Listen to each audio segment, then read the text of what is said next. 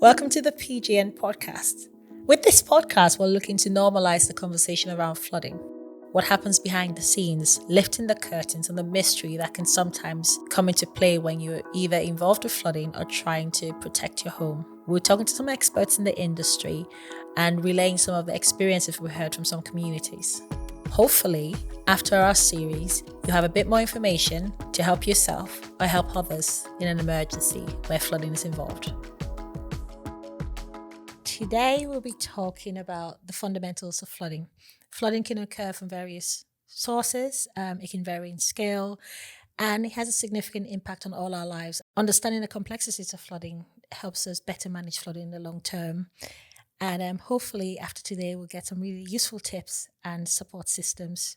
That's Meshi, and I'm Carl, and we're very pleased to be joined by Richard Woodhouse, who is the Sustainable Drainage Manager from Northumbrian Water. Hello. Hello. Hello. Back to basics is what this episode's about. So, let's go back to school. Obviously, sustainability is, the GCSE definition I can recall, is meeting the needs of today without compromising the needs of tomorrow.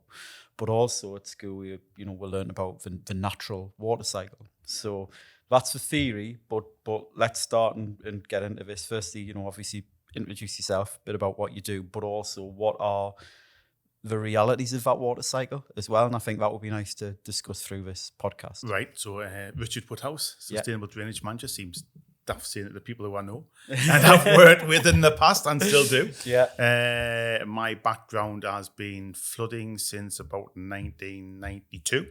I used to be the program manager for Northumbrian Water for their sewer flooding program. So post 2012 and under Thursday or two monsoon, depending what people want to call it.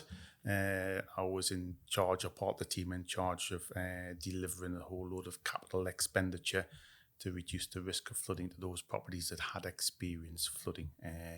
We spent an awful lot of money, protected 1,143 properties, I seem to remember. It'd be etched onto my brain forever. And we had hard time but good time doing it.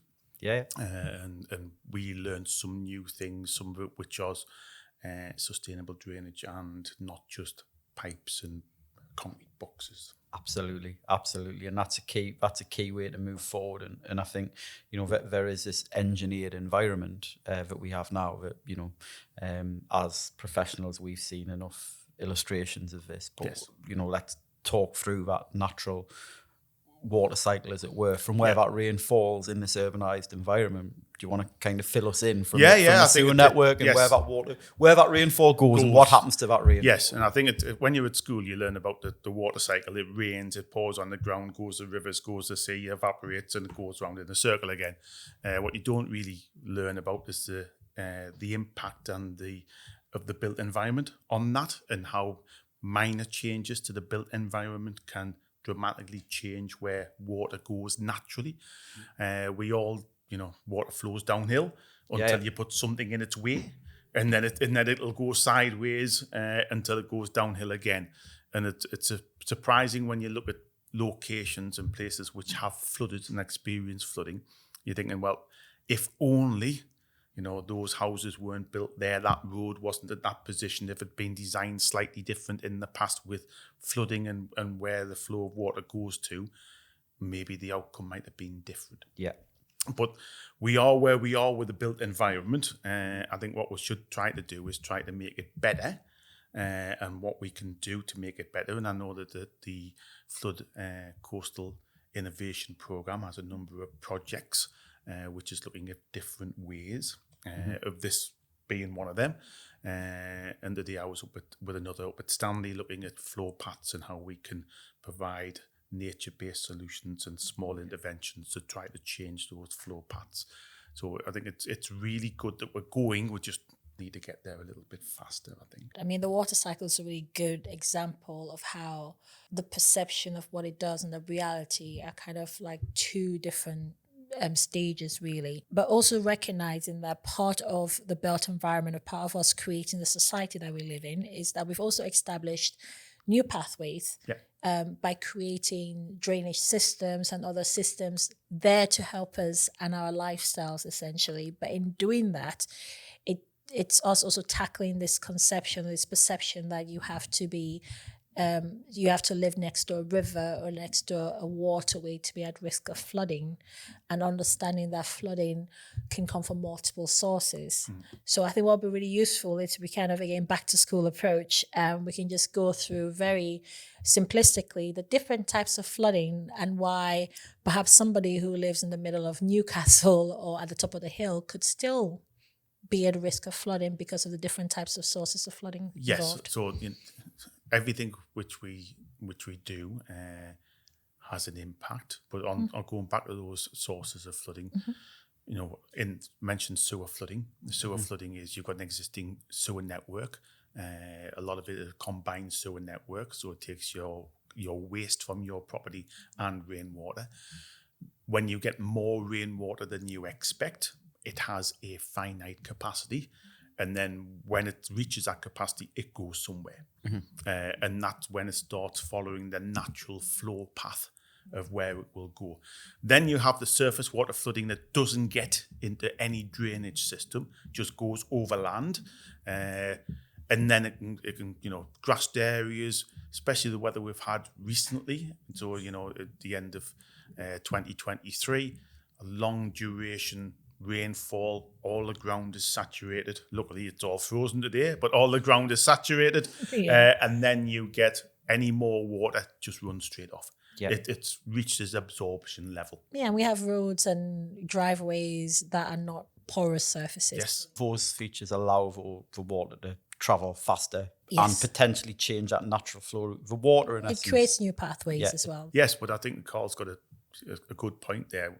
It fills up the available area, overfills and goes somewhere where it wouldn't if it went slower. Yes. Yeah. And I think that slowing down of water is a big aspect of where we should be looking at to resolve or reduce the risk of flooding. We'll never get rid of it completely, but let's try to bring it down to better levels. And that water, of course, is naturally trying to get into the natural drainage network. Yes.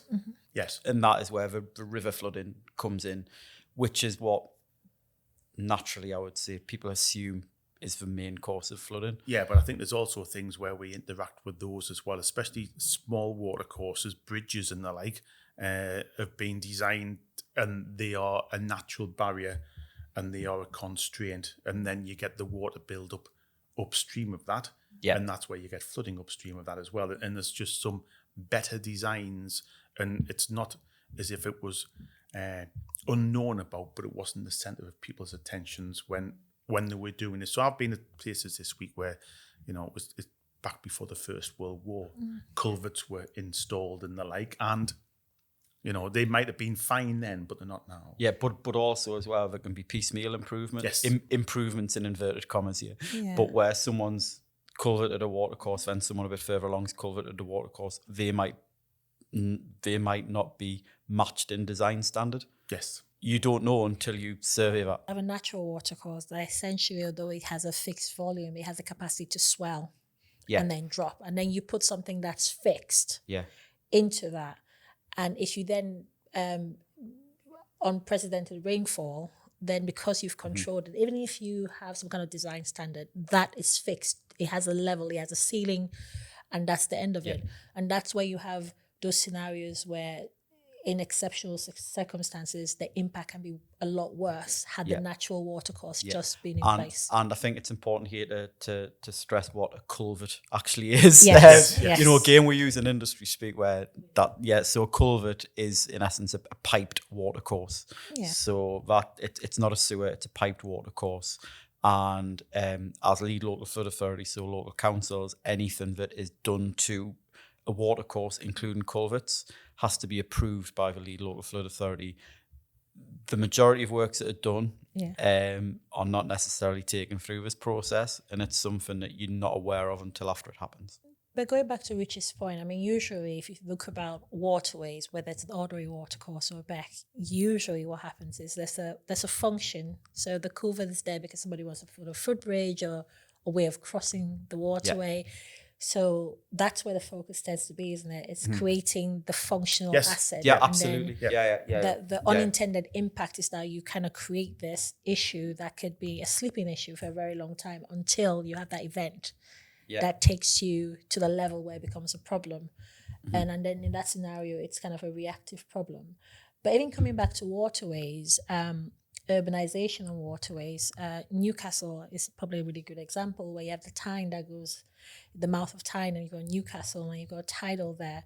But if you look at the what we call the upstream, the areas upland of the river, when we grow our cities and where we live, when we build more areas at the top end of what is essentially a river, all that contributes to how the waterways interact. And in rainfall events, particularly when we're still putting driveways, and I mean, a typical household is you probably have a 3-bedroom house with at least a single car driveway.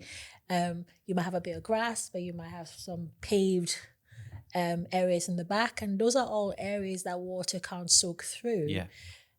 And actually, in intense rainfall, any rainfall, that water will have to travel into a system to then try and make its way to a waterway, which then makes its way, we say, downstream.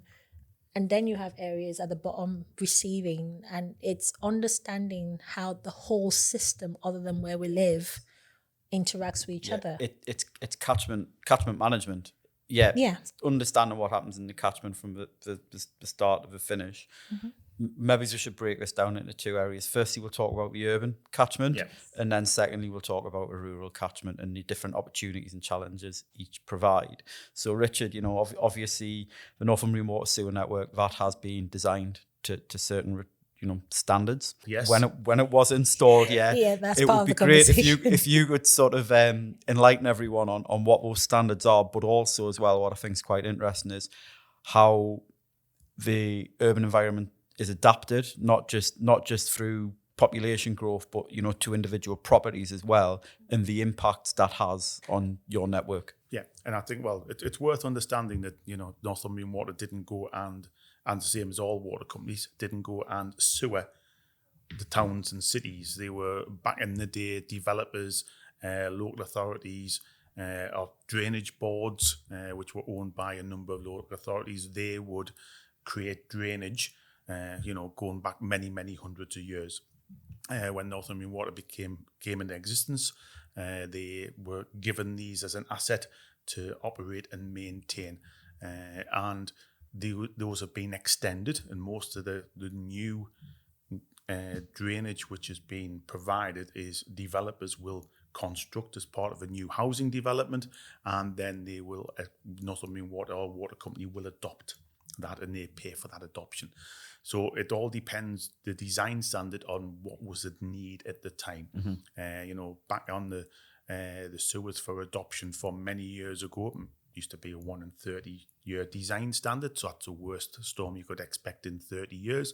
But that was using the information that they had on the rainfall information that they gathered from 1973 to 1990. I seem to remember that stuck in my brain for some reason. And obviously those rainfall patterns are changing. So where it might have been, that was the design standard that would put in layman's terms have a 3% chance of failing every year. Now it might be a 5 or a 10% chance of failing every year.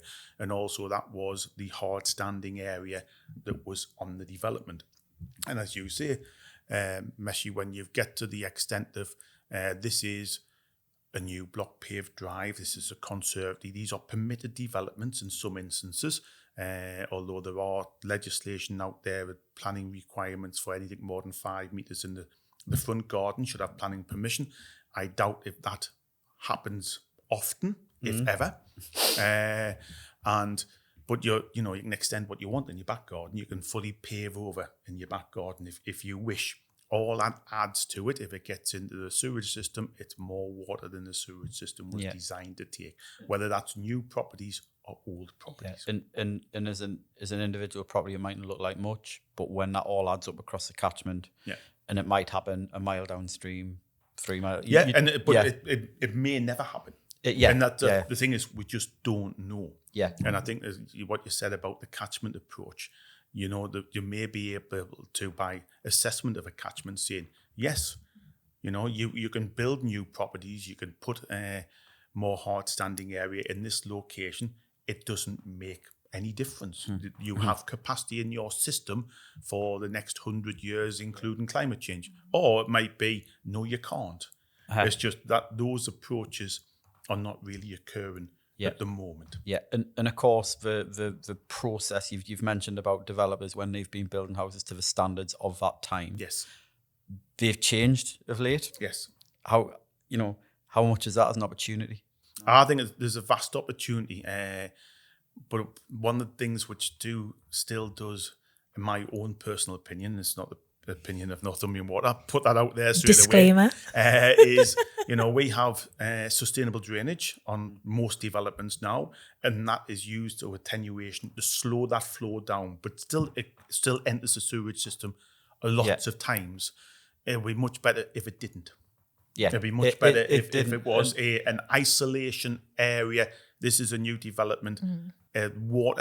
Surface water doesn't escape from this development. It's a self-contained, if possible. Why don't we design to that standard? Then you're not passing it on to anyone We're more ambitious with how we manage surface water at location, at source.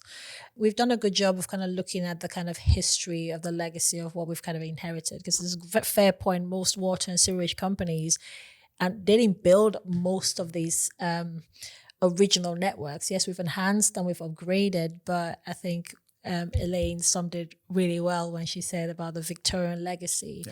And because we live in an environment that's so developed in most spaces, it's not really feasible to go around knocking things down to rebuild an entirely new network. One, we can't afford it. That's the biggest challenge. But perhaps we need to kind of open the conversation a little bit about why flooding occurs, because I think we start from the basis of, yes, rainfall, the water cycle, but there are other reasons why we can have flooding, particularly from our man-made networks, like your sewage networks, aren't they? Yes, you can get blockages and defected pipes. Blockages, don't get us on wet wipes. And we have a big campaign, Bin the Wipe, which is don't put wet wipes in. Reduction in maintenance in some aspects. I'm not saying on a sewage system. I would say that's maintained. There's some things you don't know about. There's some drainage you're not aware of. There's some drainage that local authorities you'll not be aware of. There'll be some culverts, that culverted water courses, and that crop up, and you're thinking, oh, we didn't know that was there. That was as well. Yes, and a whole load of misconnections where it goes to the wrong place. When you've got surface water going into a foul-only system, the foul-only systems tend to be significantly smaller because they don't need that size, and also you have to maintain a certain speed of flow so you don't get those blockages. When surface water goes into that, that's quickly overwhelmed. And alternatively, although it doesn't cause flooding, it does cause pollution when you get your toilet connected to the wrong pipe, or you flush your toilet and before you know it, it's going to a stream. And both are bad. Probably the toilet to the stream is probably the worst at the moment because it's instant. You're not waiting for something that happens next time it rains really, really heavy. The misconnections, sorry, Carl, is a really interesting one though, because I think it shows that although we have water and sewage companies that are there to provide a service, which is provide you with good quality water and take away your wastewater, we also have a responsibility as users, and that could be tenants, it could be homeowners, to be responsible in how we interact with those systems. So we touched about the work people do at home. It's worth understanding as well that not all pipes under the ground belong to one of the organisations. They can belong to individual householders as well. And they have a responsibility not to have misconnections on their own private systems. But everyday behavioural aspects, wet wipes when I was a kid didn't exist. And I know it's a long time ago. I say that every time I look in the mirror. But it didn't exist. Now they are, and I don't understand the need. But the wet wipes that go into the toilet, and they will gather on any defect, any route that happens to find its way in. If the flow's slow, they'll gather, cause a blockage, and then it'll come. And it's not normally the person who puts a wet wipe down the toilet who gets the affected. It's somebody else in society who gets affected. And I think, we've talked about those human, mainly accidental, actions that cause problems on the sewer network. But one thing, we've talked about those different types of flooding, but we've not mentioned groundwater. Yes. So obviously groundwater, how does that impact your network? What impact does groundwater have on your network?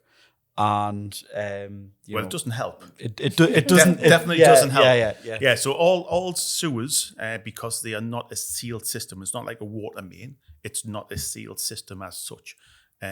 All sewers will get an element of what we call infiltration. So that's groundwater that comes in to the system. And obviously, in the region that we're at, and what this project is looking at, we've had artificially low groundwater for lots of years due to mine workings and mine owners pumping out the mines so they can work them. Yeah, safe working conditions. Yeah, and over time, those have changed, and that's no longer happening all the time, and it's going back to its natural state. Yeah. Now, unfortunately, in that however many 100+ years of mine working, people have built houses on that dry land that isn't dry and was never dry apart from when the pumps happen. Mm-hmm. That then impacts on homeowners and their own private systems, and meet grounds constantly wet. That impacts on the sewage, their private networks, on the sewage system, and on water courses, and just takes up additional capacity that wasn't designed for. Yeah. So nobody in the past, when they're building new developments, and said, and in 20 years' time, this ground is going to be saturated and it's going to be half full of groundwater all the time. Exactly, And again, I think looking at flood investigations, when we go out and look at historic maps, you look and you do see well or springs or what have you. And we've got to go back to basics, I think, a bit to try and understand these areas. But again, that's part of this wider project as well. But also as well, Richie, what about the mine? We've talked about mine water interaction here, the water quality and what's in that mine water. Does that have an impact? Does that solidify and cause impediments? It does in places, not so much in the sewage system. I must say that. So we do have 90% of the Northeast is a combined system, so it takes foul and surface water, so it's treated. Yeah. So when it gets into the system, it goes through some element of treatment. For those where it's not, and it's just a surface water only that goes to a water course, that's when you start pollutants into the water course. We have in the next 20 years a big plan for storm overflows, and my big concern is when we start separating systems, water courses may not improve from a water quality point of view, because the surface water has a whole load of pollutants from highways, from mine waters, from and these unintended consequences, which we talked about earlier, what people have done and the impact of that. What I don't want to do is have an unintended consequence of separating the water courses to make them worse than they are now. And we have a legal obligation not to make them worse. It's just that if you don't know and you don't carry out the right analysis and the right design, you could be making it worse. I mean, that is the benefit of having a kind of a more holistic approach to, as opposed to just focusing on one issue, like you said, is taking a bigger look at the other contributing factors. So having Northumbrian Water as a partner on this project gives you access to some of the data that we are also discovering with regards to mine water and groundwater and the influence between that and your sewage network, which is something that we are kind of investigating together at one of our sites. But also working with the other partners as well, because like you said, there's multiple sources from sources. I don't know what language that was. Sources, but there's multiple sources of pollutants, and as a result of the way we live, from infrastructure that we need, which is essential to our day-to-day life. So, this conversation hopefully can start enable or facilitate the conversation around that, and potentially maybe solutions or much wider mitigation actions, as opposed to just separating the systems. Going back to Carl's question, so we do have areas where it does cause significant issues. It's not widespread, but there are a number of instances I can recollect and know about where, especially in the south of the region, where there is mine water and quarry water that gets in and causes issues with encrustations and just a build-up of minerals you're not expecting. Yeah. It takes up that capacity. It's a blockage type, although not a behavioural blockage. Yeah. What about the demands, though? Because I think the process of treatment, like you said, is energy intensive, and we talk about our carbon footprints and how we can be more effective and efficient and reduce our footprint. And if you think about our combined systems and water ingress from other sources and mine water or groundwater indirectly influenced by our mining heritage there, making its way into a combined sewer network, which then goes to treatment. Essentially, these treatment assets, which cost a lot of money to build and to run, are basically dealing with flows that they shouldn't really be dealing with. Yeah, but I'm not a treatment expert by any stretch of imaginations. Some surface water does help on the treatment process. It's all about load, and by load, it's the amount of nasty stuff that you flush down the toilet that goes with it. So you're always going to get some water with it because you flush the toilet. Yeah. And also, if you think our combined systems, which are inherited, are designed to have a certain amount of water. If you just took all that surface water out, you would get lots and lots of blockages because you're not getting that self-cleansing velocity 0.76 meters per second to get down to technical front, but it's basically it's just going to go to a spot and land and stop and gather more stuff. And again, from when drainage systems being designed for new developments, etc. Pipes are trying to be kept at a particular gradient, so you keep that flow and you keep that flush. And the longer the stuff you flush down the toilet stays in the system, the more chance it has of going septic. And when it goes septic, that does stink. It breaks your treatment process. So a little bit of surface water, and that's what it's designed for. We just don't want more. Yeah. Can I pull you back a little bit, because we've touched on it before, but I thought it'd be good if we intentionally covered the different labels we've used with regards to sewage systems. So we talked about private drains and those on the ownership and responsibility of the private owners of those in the properties. We've talked about the public sewer. We haven't talked about a third one, which is the transferred sewers. So could you take us through in a very back to basics format? Transferred sewers. So transferred sewers was an act of Parliament which meant on the 1st of October 2011 that if you had a pipe which was a private system but carried more than one household, that became a public sewer. No, majority of those are unmapped, as in we don't know where they are.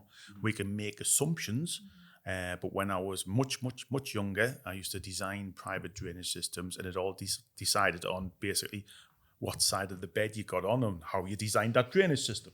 And everyone was different. There was guidelines to follow, but it was down to the individual designer, creative license, and their skill and judgment. And lots of these were designed by architects and engineers who weren't drainage experts. It's just join the dots and it goes where it goes, as long as it goes downhill. So there's those, and they became transferred. So they are now belong to the Water and Sewage Company. It about doubled the amount of assets which we had to maintain. Wasn't part of the challenge, though, that a lot of those, not that they were unmapped, very poor records because they had been in private ownership for so long? Yes, and in poor condition as well. And when some of those included private pumping stations, and they were in not the what we would class as a design standard that we would normally accept. I think the private pumping stations was 2016, wasn't it? So October 2016. But you got to remember, so although lots of private drains transferred in 2011, after that, there's still a build-up of more private drains which aren't transferred. So it wasn't, and beyond every day these will be transferred. This is a set of assets transferred to the Water and Sewage Company. Following that day, you can still get private drains that take more than one drainage system, more than one property. And there's certain rules going back to, it might be more than one property now, but it wasn't at the time of 2011. Therefore, it was a single curtilage, and you get down to all sorts of legal aspects. The guidance got very complicated very quickly. Because I seem to remember, though, the other thing with the transfer of private sewers in 2011 was the description talks about more than one property, but that was on the basis of curtilage, so properties in the kind of same level. Yes. So there was a bit of frustration, because if you think about multi-floor or multi-floor buildings, for example, that didn't really align because it was the same curtilage essentially, although it had multiple properties in there. So the kind of guidance at the time was also quite challenging for water companies to implement. That was also part of another But there challenge. is a very nice document which will still be on our website explaining what was transferred and what was not. And every water and sewage company produced one of those. And I think they're all very much aligned. Yeah. But you're right, you can have the traditional Tyneside flat, which has got a property on the first floor and one on the ground floor. That's not a transferred asset. Multi-story blocks of flats, they're not transferred assets until they leave and connect to something else. And lots of these multi-story flats don't have gardens and around. It's just public open space. So, and it takes a lot when a customer has an issue when they ring up. It's like, well, it's not our problem. But why it's below ground? It's because it's yours, or it's your management company, or it's your local authority, or whoever. And sometimes, well, I say most times we get it right, but obviously sometimes errors happen. It's a learning curve as well. I think it's a lot more black and white for residential streets, and as opposed to, as you said, shared footprint. You've taken us really comprehensively through kind of what was. And for most water and sewage companies, as well as other risk management authorities, there's a change in how we approach maintenance and flood risk management. And the Northeast has an established partnership with risk management authorities in the region, including LLFAs, as well as the Environment Agency. And it's something that Northumbrian Water kind of instigated or started. One of my predecessors, yes. Yes. And we would say that after 10 years, it's been a really successful partnership. So we're referring here to the Northumbria Integrated Drainage Partnership. Yes. But over that decade, obviously, you've been there for a lot of it, given your role in the asset capital delivery team and your current role. What has been the shift in the approach towards flood risk management, given, like we said, the interactive factors, I think to where you are now? Yeah, it was always known that lots of places the flooding occurs, it's not a single source. There's multi-sources of flooding. Yeah. And I think that the big change in the last 10 years is a more formalization of the previously informal arrangements that we had by knowing people. And we're lucky in the Northeast because we're quite Newcastle's 100 mile from Edinburgh and 100 mile from Leeds. It's you can draw a circle around it quite easily. And it's got natural barriers. It's got the Pennines. It's got the North Yorkshire Moors. It's got the North Sea. And you can say this is our region. These are our 14 local flood authorities. This is the Environment Agency and we've all got a vested interest to make it a better place to live because most of us live here. And I think that desire to make it a better place, a more economically prosperous place, has allowed us to put whatever individual views aside to take the best approach for the region. And I think that's really happened. Yeah. And I don't think that's a big success that we probably don't shout them about enough. But for now, it's just a business as usual. So it's no longer this initiative, this innovation. It's what we do. And, when we've recently published our drainage and wastewater management plan, we had a massive influx of opportunities to work with not just lead local authorities but other people, and that has been to me a big success. We had lots of input from Carl and others on, this is what it should look like. We set up our strategic planning group, which said, from National Farmers Union, Environment Agency, and all that worked, and a lot of that was flooding. It's also water quality from storm overflows. But I think what we need to do now is, so the Northumbrian Integrated Drainage Partnership is more of a flooding partnership. Mm-hmm. We've got to get those flooding opportunities into everything we do. And when you think that Newcastle City's launching a vision for Newcastle, and I think that's an excellent opportunity to expand that to, we're doing this. It's not necessarily a flooding issue, but we're going to be looking at this aspect. Mm-hmm. Whilst we're there, mm-hmm. can we make things better?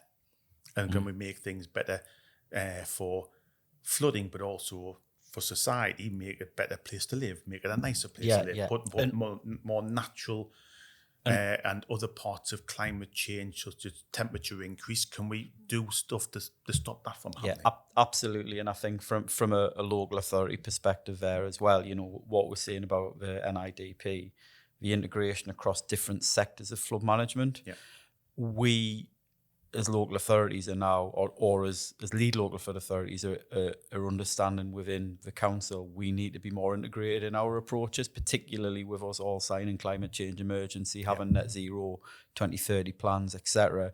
But as well, those policies and plans we have related to that, Northumbrian Water and the Environment Agency have similar policies and principles in place. Yeah. So it really is helping us the more we are working together. And in addition to that, the resources, we all have limited resources, and upskilling's a big part of that.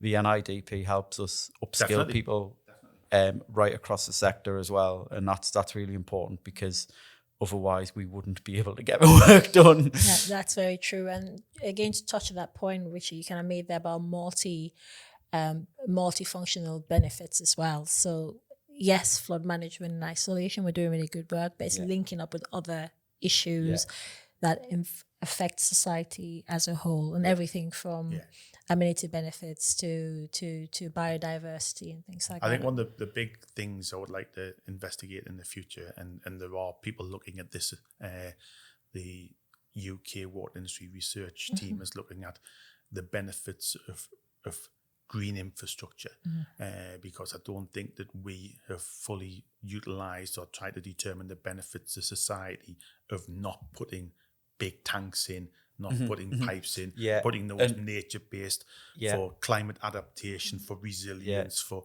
if you get it wrong, it's pretty difficult to dig up a concrete tank and make it bigger. Yeah. If you've got a natural storage basin, you move a bit more earth. Yeah, I mean, you've just stole my next question. Oh, right.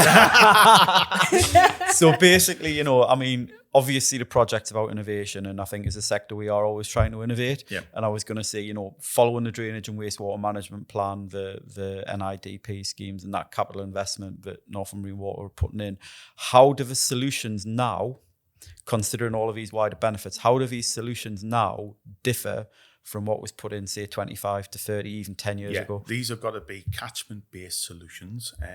These have got to be multi-benefit solutions and multi-organised. What are the multi-benefits from? Multi-benefits are different sources of flooding. So it's not just our issue, it's those other issues from water courses, from surface water going across land, but also those things to reduce carbon, to make it a nicer place to live, to encourage nature, from wildlife corridors to wetland, wet woodland creation, so we can provide those additional benefits for engineers in the future to see who put this in, because now I have to protect it. It's like that protection of ancient woodland. Now I would like to see what we do now to be in 20 years' time. You have to protect that because it's a national asset. So I think the creation of those natural assets that belong to everybody would be a massive benefit. We carried out the scheme, and I wasn't a project manager for this at Long Benton and Killingwood. And during COVID, the footfall using that, the new assets that were provided, the walkways around the attenuation basin on the existing lake increased dramatically. And I think that's when we found it, the additional health benefits. We don't really know what the mental benefits of what we're doing.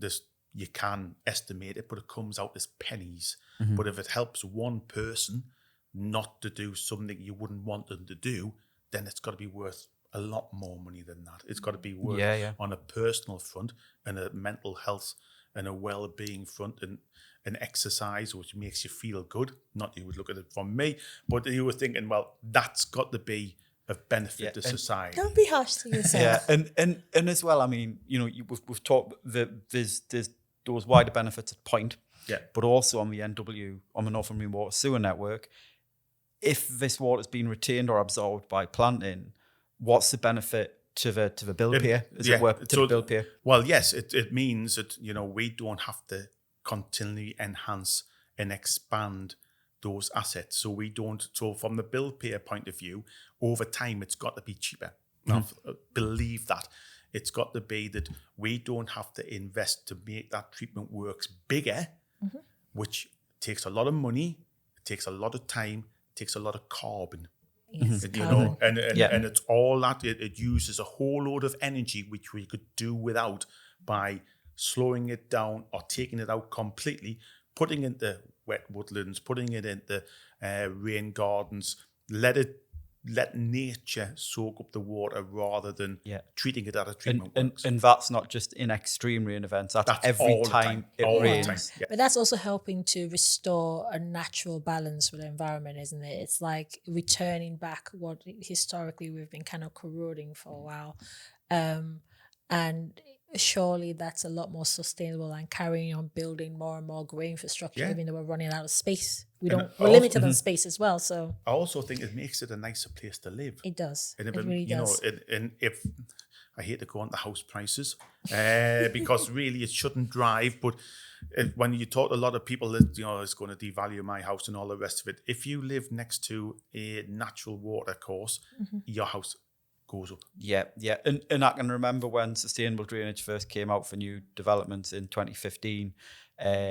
We were taken to a development site where you had these 5-6 bedroom executive homes all looking out on a duck pond. Duck pond as it was.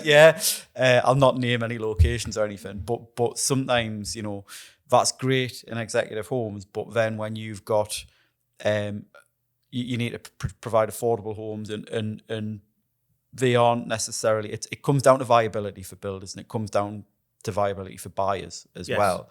And, that's one of the challenges we face, that all of these come with a management fee. Yes.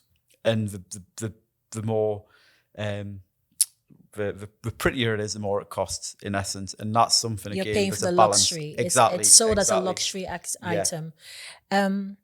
So, this is the fun bit, Richie. So I think it's good to hear about all the stuff that particularly water and sewage companies, in particular Northumbrian Water in the Northeast, is doing in regards to bringing partners together, more catchment-based, holistic look at flood management, integrated flood management, really good.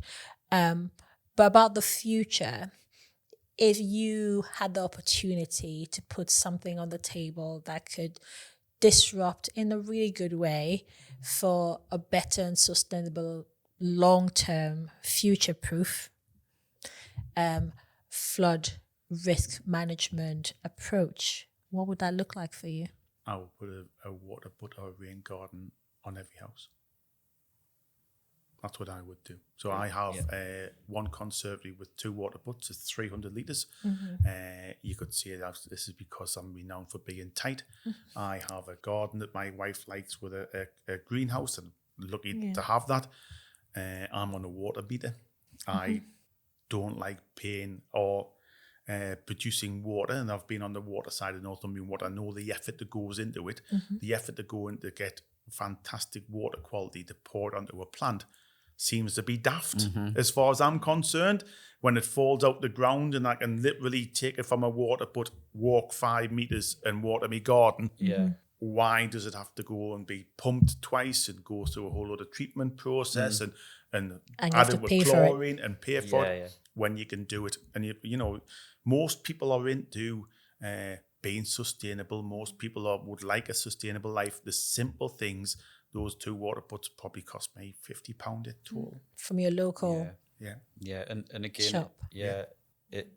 the benefit that has from a local authority perspective for capital, you know, that flood reduction, it's a very solid investment. Yeah. You got that 300 litres, which is not simply going into the drainage system.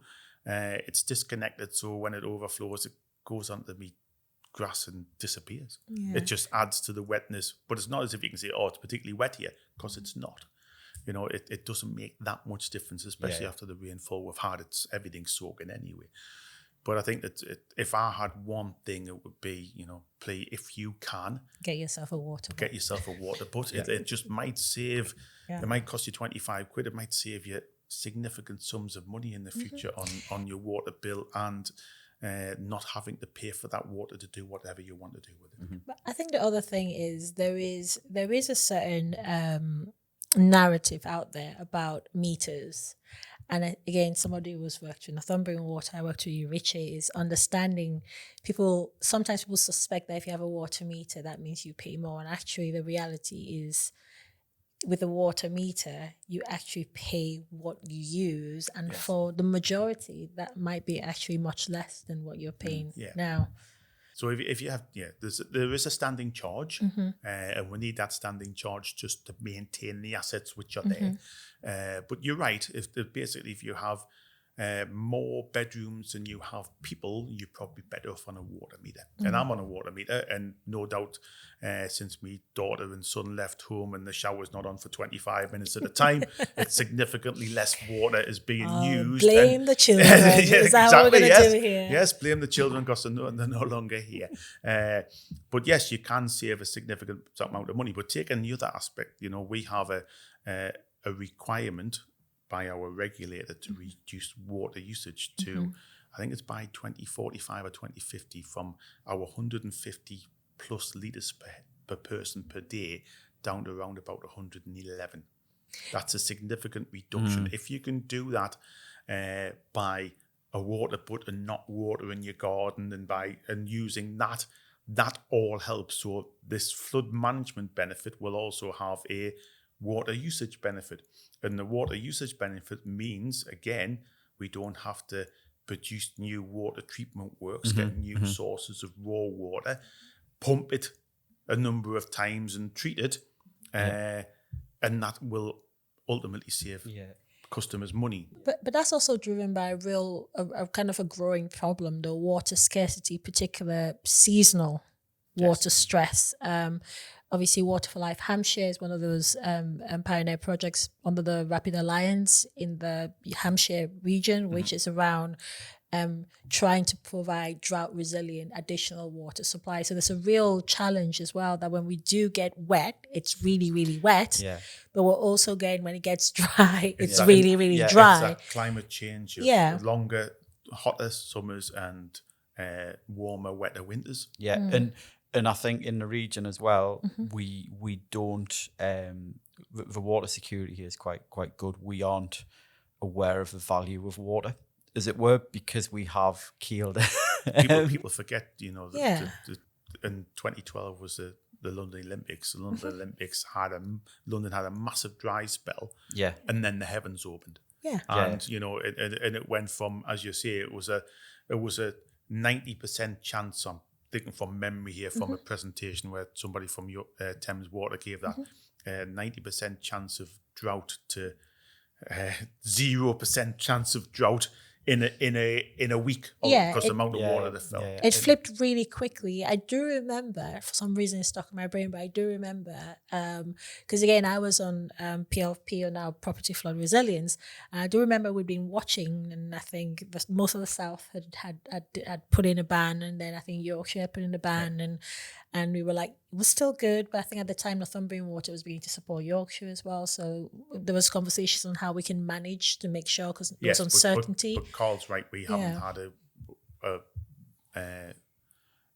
a hose pipe ban or restrictions for, and I'm not sure we ever would because of keel depth. So, and it's somebody's foresight. Also, it's in the northeast of England.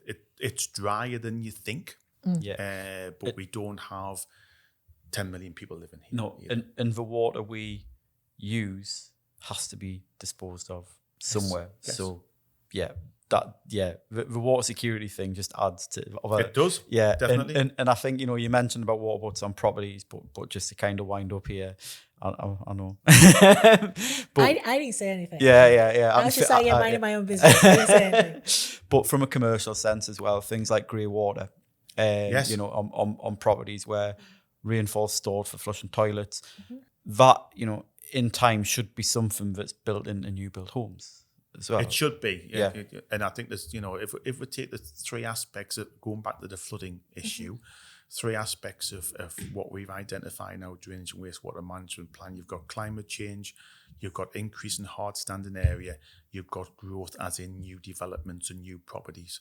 Climate change is really, really difficult, and it, and it takes the whole international community to do that, to resolve that, or we can adapt to it, but certainly that new development element and the hard standing area, that's within our grasp now. And I think we really need to do as a nation something about it, because that's within our gift. Yeah, how we build better, isn't it? Yes. Like, why don't we build new homes with embedded integrated grey water systems, with integrated water bots, with integrated property flood resilient measures? Like, there's a whole element of this which we could probably influence, because a lot of these things are now commercially available.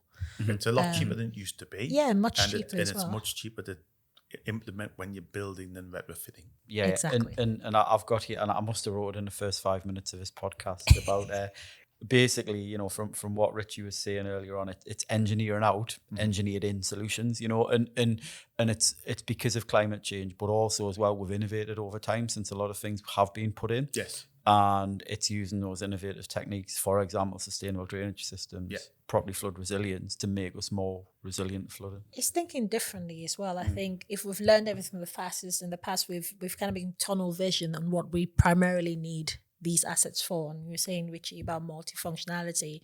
So there's nothing stopping us from, yes, we need to build new homes because of growth, but actually let's build sustainable homes. And that could be anything from more energy efficient homes to integrated drainage solutions that allow us to reuse and repurpose water. And long term, it affects the amount of money we spend on our bills and things like that. There's an education piece in there as well, because developers and the market will change for what people demand. And unless people are demanding it, it'll never change. So I think you need people to start asking, right, this is new property. Does it have sustainable drainage built in it? Does it have grey water systems? What and if you can say, well, over the lifetime of this, I'm going to save £50 a year on my water bill, would you be prepared to pay more? Maybe it's not, but it might be the difference between choices. And I think if you were to turn around and you would say that, or you could just put in the legislation, you could just say, it never adds up as a monetary point of view, bang, you have to do it. Yeah, demand and supply as well. If the demand's there, and I keep referring to our kind of how these days you can go into any supermarket and get alternatives or everything, because the demand is there and therefore the market is there. But on that note, thank you so much for your time, Richie. You're welcome. Thank you. A fun chat today, and I think hopefully our listeners and our readers will take away some good tips. But it's always good to have you. So thanks for coming. Thank you very much. It's been a pleasure. Thanks for listening to the PGN podcast today. We hope you found it informative and enjoyable. If you did, please like and subscribe to the podcast. But also, please, if you find this useful to anyone else, pass it on and spread the word. To find out more about Project Groundwater Northumbria, please visit www.pgn.org.uk.